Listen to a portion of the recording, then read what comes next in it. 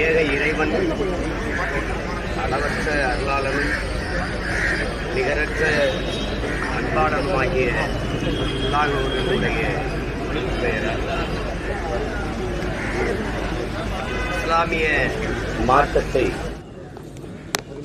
பின்பற்றுகிற பெருமக்கள் தங்களுடைய செல்வங்களை கொடையாக கொடுத்ததுதான் இந்த வக்பு சொத்துக்கள் எல்லாம். அது நபிகள் நாயகம் அவர்கள் அருளிய மொழிக்கேற்ப அதை வாங்கவோ பிறருக்கு விற்கவோ தானமாக வழங்கவோ முடியாது. அது அல்லாஹ் அவர்களுடைய பாதையிலே பயணிக்கிற சந்ததியினர், அவர்களுடைய கல்வி, ஏழை எளிய மக்களுக்கான உதவி, அதற்காக பயன்படுத்த வேண்டும் என்கிற அந்த புனித கோட்பாட்டின் அடிப்படையில் உருவாக்கப்பட்டது. இதிலே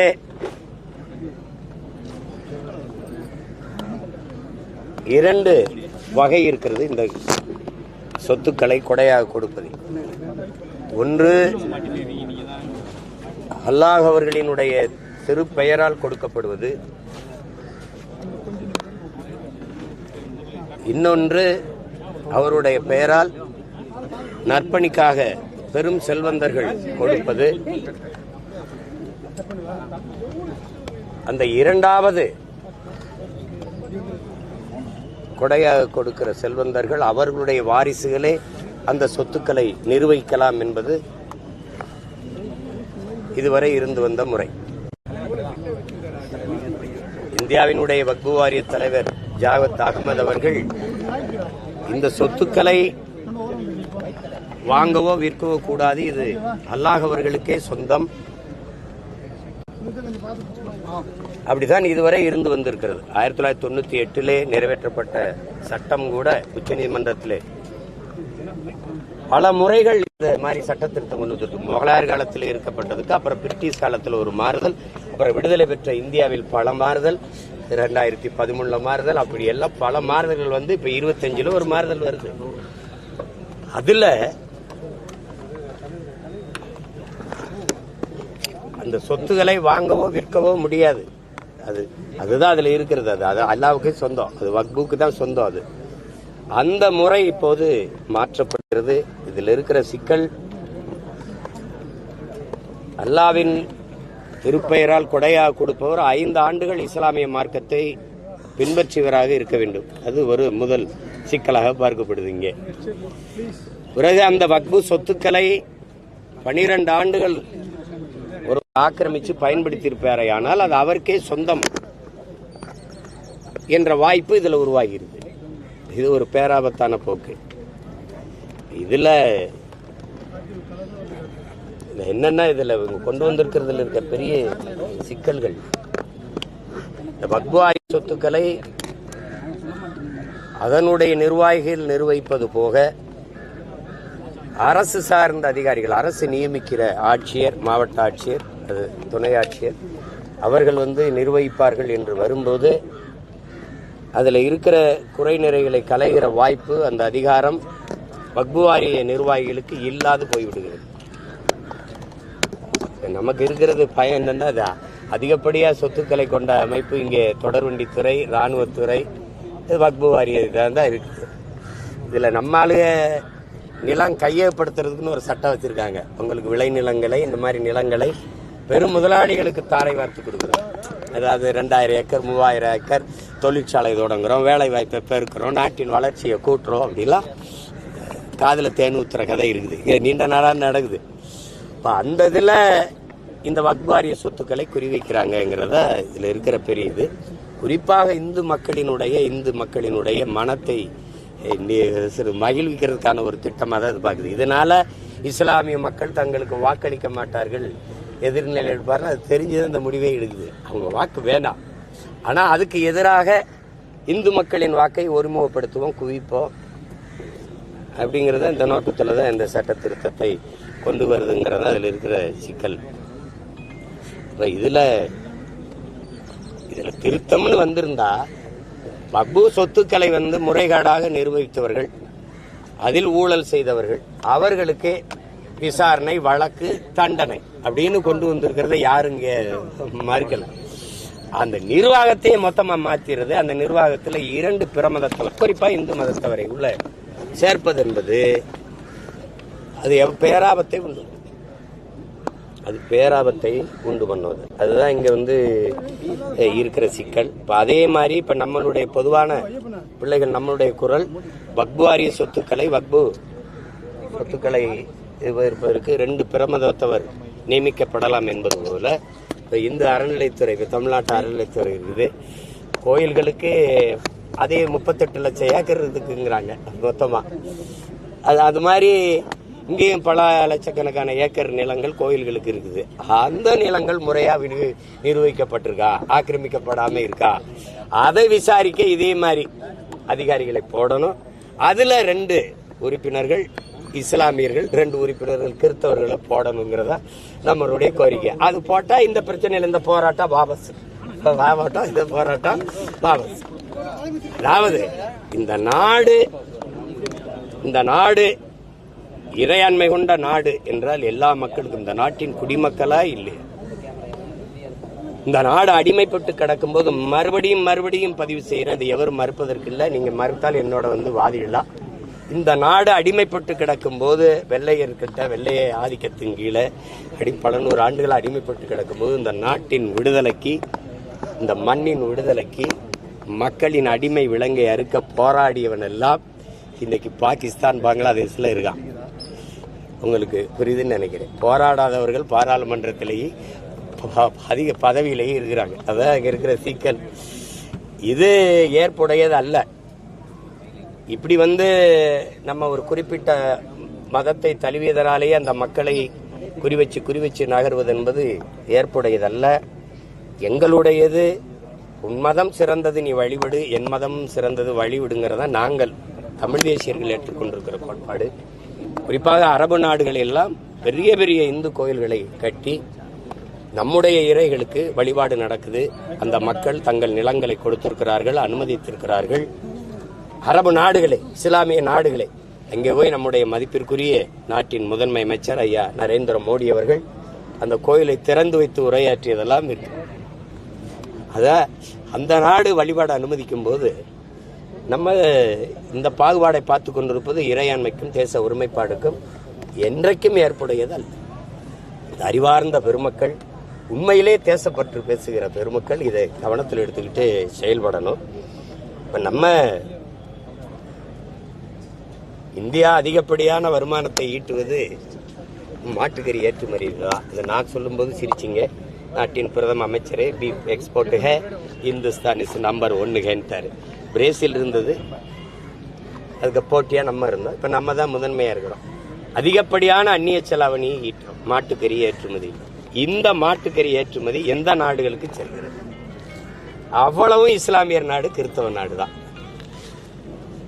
பால் ஏற்றுமதியில பிரேசிலுக்கு நமக்கு தான் போட்டி. இப்ப பிரேசில முந்தி கொண்டு நம்ம போயிட்டு இருக்கோம். அதை எந்த நாடுகளுக்கு ஏற்றுமதி செய்யும்? இதுதான் முக்கியம். இன்னைக்கு எரிபொருள் அவன்கிட்ட இருந்தா வாங்குறோம். ஒரு நாடு இன்னொன்று சார்ந்து நம்ம வாழ்றோம். அது அவர் சமயம், அவர் வழிபாடு. இது என் சமயம், என் வழிபாடு. ஒத்ததறிவார் உயிர் வாழ்வார், மற்றெல்லாம் செத்தாரில் வைக்கப்படும் எங்க இறை மொழியில, எங்கள் மறைமொழியில வள்ளுவ பெருமகனார் தந்தரளி இருக்கிறார். ஒவ்வொருவரை சார்ந்து வாழும்போது இவர் இருந்தா போதும், அவர் செத்தா பரவாயில்லைன்னு நினைக்கிறது அது ஏற்புடையது அல்ல. அதனால இந்த சட்டத்தில் நிறைய இந்த இதுல சட்ட வரைவில் பெரும் குறைகள் இருக்குது. அது அந்த வக்பு சொத்துக்களை கொஞ்சம் கொஞ்சமா அரசு ஆக்கிரமித்து விடும் என்கிற அச்ச உணர்வு மக்களுக்கு இருக்குது. அது என கடந்த கால நிகழ்வுகள் அதை நிரூபிக்குது. அதனாலதான் இந்த போராட்டத்தில் நீங்கள் திருத்தங்கள் கொண்டு வாங்க.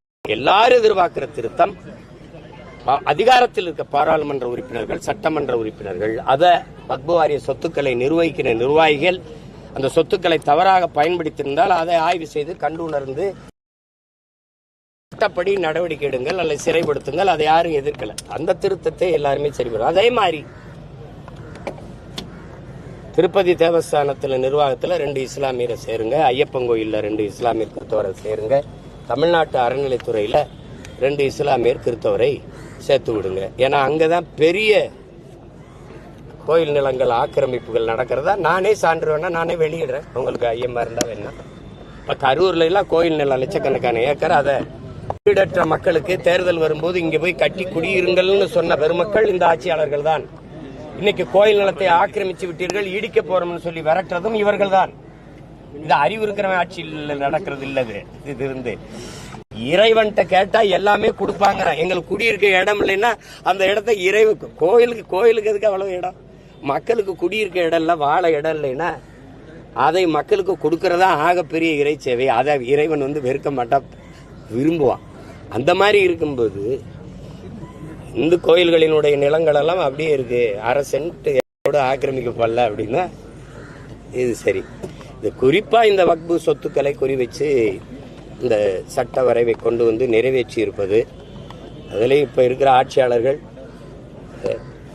39 வாக்கு இருக்கு தமிழ்நாட்டில். காங்கிரஸ் புதுச்சேரியோட சேர்த்து 40, 22 வாக்கு தான் எதிர்த்து வாக்களிச்சிருக்காங்க. மீதி வாக்கு எங்கன்னு கேட்டா அதுக்கு பதில் சொல்ல மாட்டேங்கிறாங்க. அங்க பாராளுமன்றத்தில் கடும் தர்க்கத்தை வச்சு நம்ம கேட்கறது போல கருத்துக்களை கேட்டு அதை தகர்க்காம இங்க ஒரு தீர்மானம் போடுவது, அதை எடுத்து வழக்கு போடுவதெல்லாம் அது என்ன நடக்கும்னு நமக்கு தெரியும். அது கடைசியா முடிவு தெரியும். இருக்கிறேன் வரும்போது பேசாம இருந்துறது, அப்புறம் போராட்டம் வந்தா எதிர்க்கிறது, அப்புறம் அதுக்கு ஒரு தீர்மானம் போடுறது, அதுக்கு வழக்கு கொண்டு வருது, அவன் எழுதுன்ட்டு போயிட்டான். இதுதான் இது. இந்த வாக்கை மட்டுமே குறி வச்சு நகருகிற இந்த ஆட்சியாளர்கள் பெரும் பெரும் கொடுமையாளர்கள், பெரும் கொடுமையாளர்கள். அண்ணல் அம்பேத்கர் சொன்னதா அதிகாரம் மிக வலிமையானதுன்னு சொல்லிட்டாங்க அண்ணல் அம்பேத்கர். ஆனால் நாங்க உணர்றோம் அது திராவிடர்களின் அதிகாரம் மிக கொடுமையானது அப்படின்னு. அண்ணல் அம்பேத்கருடைய பிறப்பை போற்றுகிற நாளைக்கு அதுல இதைத்தான் நினைவு கூற வேண்டியது இருக்குது. அதனால இந்த சட்ட வரைவில் இருக்கிற ஆபத்துகள் இது போன்ற பெரும் ஆபத்து இருக்குது. அப்ப அதே மாதிரி இந்து கோயிலுக்கு 5 ஆண்டுகள் இஸ்லாமிய மார்க்கத்தை ஏற்றவர் தான் கொடையா கொடுக்க முடியும்னா, அதே மாதிரி இந்து கோயிலுக்கு ஒருவர் நன்கொடை கொடுக்க வர்றாரு. இப்ப நாங்களே வரோம், ஒரு 5 ஏக்கரை கொடுக்குறோம். எங்க ஊர்ல கோயிலுக்கு மாடு நந்து விடுவா, இல்ல நான் கலசம் எடுத்து வைக்கிறேன்பா, இல்ல சொல்லி விடுவான். 1 ஏக்கர் நிலத்தை எழுதி வைப்பான். அவன்லாம் பல ஆண்டுகளா 5 ஆண்டுகளா இந்து மதத்துல இருந்திருக்கணும் அப்படின்னு ஒரு விதியை கொண்டு வருமா? இதெல்லாம் இந்த மாதிரி நிறைய கேள்விகள் இஸ்லாமிய மக்கள்கிட்ட இல்ல, பொதுவான மக்கள்கிட்ட எழுதுது. அதுதான் இங்க இருக்கிற கேள்வி. இஸ்லாமிய மக்கள்கிட்ட அவங்களுடைய கேள்வி அவங்களுடைய இதுன்னு இல்லை. அதை கவனத்தில் வச்சுட்டு அரசு இதை செயல்படுத்தணும். சில சட்ட திருத்த வரைவு கொண்டு வந்திருக்கீங்க, அதுல சில திருத்த வரைவை கொண்டு வாங்கன்னு சொல்றோம். அதான் நாங்க இப்ப சொல்றது. இந்த போராட்டத்தின் சட்டம் ஏற்றிட்டீங்க, எளிய பிள்ளைகள் நாங்க சொல்றதுனால நீங்க திரும்ப பெறுவீங்களா? ஆனால் எங்க மன உணர்வை, எங்க எதிர்ப்பு உணர்வை நாங்க பதிவு செய்ய வேண்டியது ஜனநாயக கடமை. அதனால இதை செய்யும். அதே இல்ல அதுல என்ன சிக்கல்னா, மாநில அரசுகள் நிர்வகிக்கலாம், வக்பு சொத்துக்களை அவங்களே கண்காணிக்கலாம், பாதுகாக்கலாம் என்று இருந்ததை மாற்றி மத்திய அரசும் இந்திய ஒன்றிய அரசும் அதுல அதை கண்காணிக்கும் பாதுகாக்கும் வரும்போது இந்த மாநில அரசின் உரிமை அதிகாரம் எவ்வளவு இருக்கும், இந்திய ஒன்றிய அரசின் அதிகாரம் தாக்கம் எவ்வளவு இருக்குன்னு உங்களுக்கு தெரியும். அதுல தலையிடுது. மாவட்ட ஆட்சியரே நிர்வகிக்கலாம். வக்பு வாரிய நிர்வாகிகள் அதனுடைய ஆணையர்கள் இல்லாம இந்த அரசு மாவட்ட ஆட்சியர்னா மாவட்ட ஆட்சியர் IAS IPS யார் கட்டுப்பாட்டில் இருக்குன்னு உங்களுக்கு தெரியும். அது இந்திய உளவுத்துறை உள்துறை அமைச்சகத்தின் கீழே இருக்கு. அது என்ன சொல்லுதோ அதை தான் கேட்கும். நாளைக்கு வக்பு அரசு நியமிச்ச நிர்வாகினா அரசு நியமிச்ச நிர்வாகிக்கு தான் அதிக அதிகாரம் போகும். இந்த சொத்து கண்ணுக்கு தெரியாம கொஞ்சம் கொஞ்சமா ஆக்கிரமிக்கப்பட்டு பெரும் முதலாளிகளுக்கு கொடுக்கப்படும். இப்ப இங்கேயே தம்பி உதயநிதி அவர்கள் விளையாட்டுத்துறை அமைச்சர் வந்து வக்பு வாரியை எடுத்து விளையாட்டு அரங்கம் கட்டியது எல்லாருக்கும் தெரியும். இங்கே பட்டியலிட்டு படித்தா பல இது வக்பு வாரிய இடங்கள் தான்.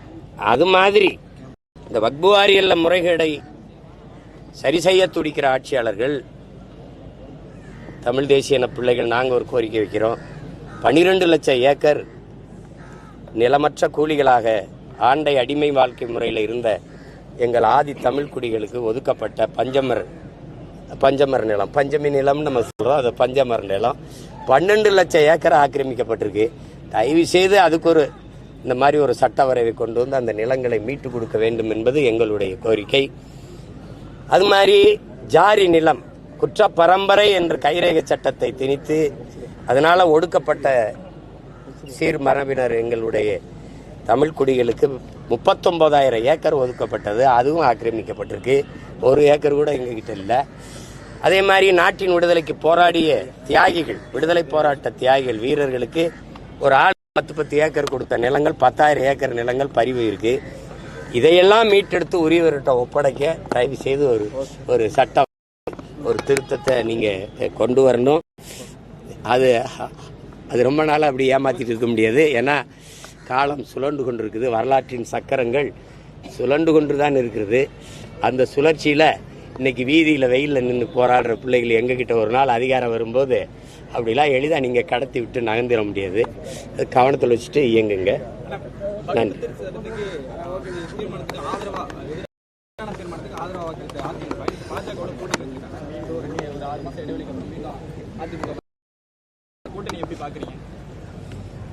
இந்த கட்சிகளினுடைய அரசியல், இந்த ஆட்சியாளர்களுக்கு இந்த மண்ணின் மக்களினுடைய வாக்கு தான் குறி.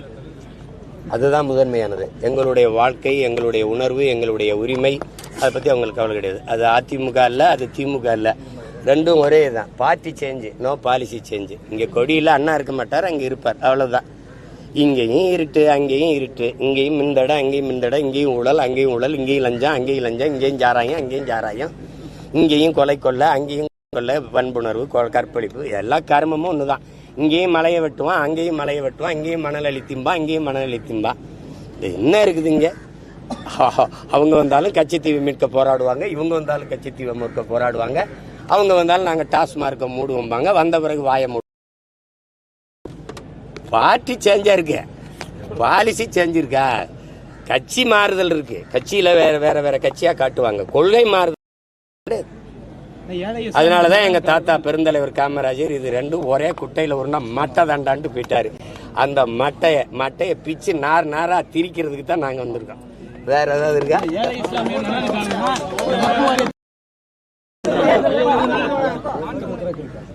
இது முக்கியம். ஏழை இஸ்லாமிய நலனுக்காக தான் கொண்டு வரப்பட்டது. அதுல ஐயமே கிடையாது. ஏழை இஸ்லாமிய, அதாவது இது எதுக்கு பயன்படுதுன்னா, முதன்மையானது கல்வி, 2வது ஏழை எளிய மக்கள் அவர்களுக்கான வாழ்க்கை தரம், அப்புறம் மசூதிகள் கட்டுதல், கல்லறைகள், அதாவது இறுதி அடக்கம் செய்கிற மையங்கள், அது மையத்துன்னு சொல்லுவோம், மையங்கள். அதற்கு பிறகு தங்கும் இடங்கள், விடுதிகள், இஸ்லாமிய மக்கள் அல்லது பொதுவான மக்கள். நான் என்னை எடுத்துக்கோங்க, முன்னாடி நிற்கிற மகன் இந்த வக்பு வாரிய சொத்துக்களின் மூலமாக அருள் கொடையாளர்கள் தந்த அதை வச்சு கட்டி உருவாக்கப்பட்ட காஜி கே இப்ராஹிம் அலி உயர்நிலை பள்ளியிலும், இளையான்குடி மேல்நிலை பள்ளியிலும், டாக்டர் ஜாகிர் ஹுசேன் கல்லூரியிலையும் படித்து வந்தவன் தான் நான். இது எல்லாமே அந்த வக்புன்னு இல்லை, அது என்னன்னா வக்பு என்றால் தங்குதல். அது நீங்க நம்ம ட்ரஸ்ட்ங்கிற ஆங்கிலத்தில், இங்க தமிழ் அது இஸ்லாமிய அறக்கட்டளைன்னு சொல்லுங்க. வக்பு என்பது ஒரு அரபு சொல், அது புரியல, அது புரியல. நமக்கு ஒரு இஸ்லாமிய அறக்கட்டளைன்னு சொல்லுங்க, முஸ்லீம் ட்ரஸ்ட்னு சொல்லுங்க, அவ்வளவுதான். அது எளிதாக அவங்களுக்கு புரியுது. இது அல்லாவின் திருப்பெயரால் ஏழை எளிய மக்களுக்கு உதவுவதற்காக கொண்டு வரப்பட்ட, கொடுக்கப்பட்ட அருட்கொடை, திருக்கொடை. அதுல எந்த மாற்றம் இல்லை. வேற தன் மாநிலத்தில் பயன்படுத்த மாட்டேன், அமல்படுத்த மாட்டேன்னு சொல்லியிருக்காங்க. அது மாதிரி, ஏன்னா அவன் மானமிக்க, வீரமிக்க, ரோசமிக்க, துடிமிக்க அந்த மண்ணில் மகள். அந்த மகளை நான் எப்பவும் பாராட்டுறேன். அந்த மாதிரி எங்களுக்கு ஒரு தலைவன் இருந்திருந்தா இந்த போராட்டம், இந்த ஆர்ப்பாட்டம் அவசியம் இல்லை. இப்ப அதே இப்ப நிக்கிற எனக்கு அதிகாரம் இருந்ததுன்னா ஓகே ப்ரொசீட் அப்படின்னு என்னை தவிர்த்து புரியுதுன்னு நினைக்கிறேன். அது உங்கள் தம்பி அண்ணாமலையை பாஜக தலைவர் பதவியிலிருந்து மாற்றிருக்காங்க, எப்படி பாக்குறீங்க? என் தம்பியா இருந்தாலும் என் தங்கச்சியா இருந்தாலும் மாத்துறதா வைக்கிறதாங்கிறது அந்த கட்சி முடிவு பண்ணும், என் கட்சி இல்ல. அதனால அது அவங்க கட்சியினுடைய விதி, அதுபடி அவங்க இயங்குவாங்க. அதுல கருத்து சொல்லிக்கிட்டு இருக்க கூடாது, அது அநாகரிகம். அதான் 38 லட்சம் ஏக்கர் அவங்களே வெளியிட்டதெல்லாம் 32 லட்சம் ஏக்கர், 8 லட்சம். உங்களுக்கு புரியுதா? 1.2 லட்சம் கோடிகள் அவங்க கொடுத்த கணக்கு தான். டேட்டா பேஸ் அதே மாதிரி இந்துக்களுடைய கோயில்களுடைய சொத்து திருப்பதி தேவஸ்தானத்துக்கு எவ்வளவு, வாரணாசியில் இருக்க அந்த கோயிலுக்கு எவ்வளவு, காசி விஸ்வநாதர் கோயிலுக்கு எவ்வளவு, பூரி ஜெகநாதர் கோயிலுக்கு எவ்வளவு, ஐயப்பன் கோயிலுக்கு எவ்வளவு, திருப்பதி வெங்கடாசலபதி கோயிலுக்கு எவ்வளவு, எல்லாத்தையும் எடுங்க. எங்க திருத்தணி, எங்க திருச்செந்தூர் எல்லாத்தையும் எடுங்க. அந்த சொத்துக்கெல்லாம் அப்படியே இருக்கு.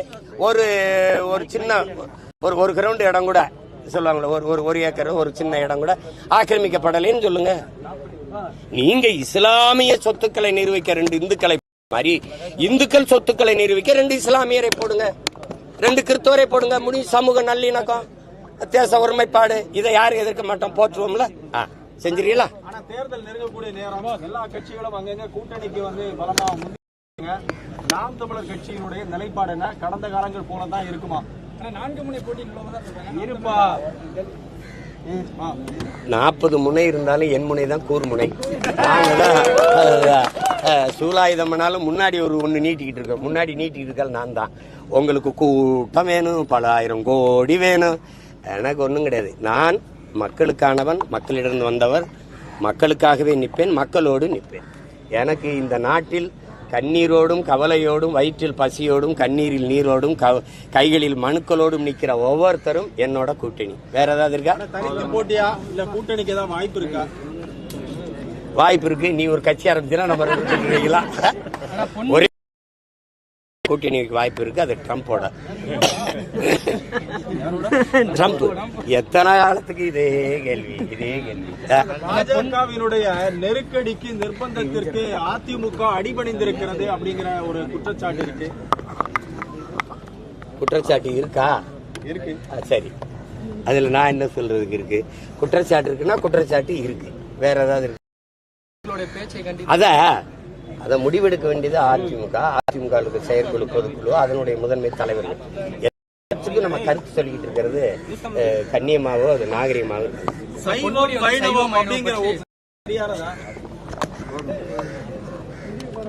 அது அவர்கிட்ட தான் கேட்கணும், ஒப்பீட்டாளர்கிட்ட தான் கேட்கணும், என்கிட்ட கேட்கணும். அமைச்சர் பதவி நீக்கணும்னு ஒரு கருத்தை முன்வைக்கிறாங்க எல்லா தரப்புலையும்.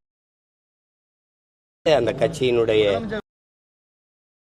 அது ஏன் வேலை இல்லை, அது ஏன் வேலை இல்லை.